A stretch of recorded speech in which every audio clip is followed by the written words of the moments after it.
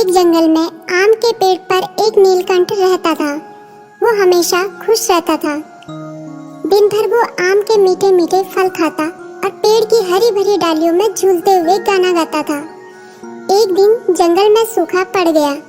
वहाँ के सारे पेड़ पौधे और तालाब सूख गए। जंगल के सब पशु पक्षी जंगल छोड़कर दूर किसी अन्य ठिकाने पर चले गए। लेकिन नीलकंठ ने अपना आम का पेड़ नहीं छोड़ा। वो सारा दिन सूखे पेड़ की डाली पर बैठा ईश्वर से प्रार्थना करता और दर्द भरे गाना गाता था। फल और पानी न मिलने के कारण नीलकंठ कमजोर और दुबला होने लगा था। एक दिन उस जंगल के रास्ते से सैनिकों का एक समूह गुजर रहा था, जहाँ एक भी जीव जानवर दिखाई नहीं दे रहा था। वहाँ सूखे आम के वृक्ष पर एक कमजोर नीलकंठ को करुण स्वर में गीत गाते देखा। सैनिकों ने नीलकंठ से पूछा, अरे नीलकंठ महाराज, इस उजड़े सूखे जंगल में तुम अकेले क्या कर रहे हो? भूख प्यास से तुम बेहाल दिखते हो। तुम्हारे सारे साथी पशु पक्षी अपना घर छोड़कर दूसरी जगह चले गए हैं। तुम भी चले जाओ, दूर किसी और पेड़ में अपनी जान बचाओ। सेनापति की बातें सुनकर नीलकंठ ने विनम्र और उदार स्वर में जवाब दिया, नहीं सेनापति जी, मैं ऐसा नहीं कर सकता। मैंने इस पेड़ पर बने कटोर में जन्म लिया है। यही मैं पला बड़ा हूँ।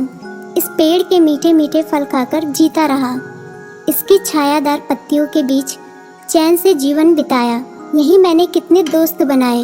इस पेड़ ने मुझे कितनी बार दुश्मनों से बचाया। इसके साथ मैंने जीवन के कितने सुख भरे दिन बिताए। आज जब इस वृक्ष का बुरा वक्त आया है तो मैं इसे कैसे त्याग दूं? जिसके साथ सुख भरे दिन बिताए उसके साथ अब दुख के दिन भी बांटूंगा। नीलकंठ की बातें सुनकर सेनापति बहुत प्रसन्न हुए। वे अपने सैनिकों के साथ उसी वक्त उस देश के राजा के पास गए और उन्हें उनके राज्य में सूखते जंगल का समाचार भी दिया और जंगल को बचाने की भी गुहार लगाई।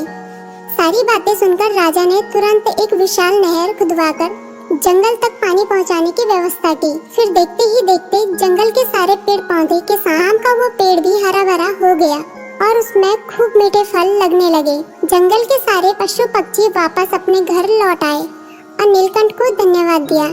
नीलकंठ अपने आम के पेड़ में लिपटकर खुशी से गीत गाने लगा। जंगल में खुशियाँ लौट आई।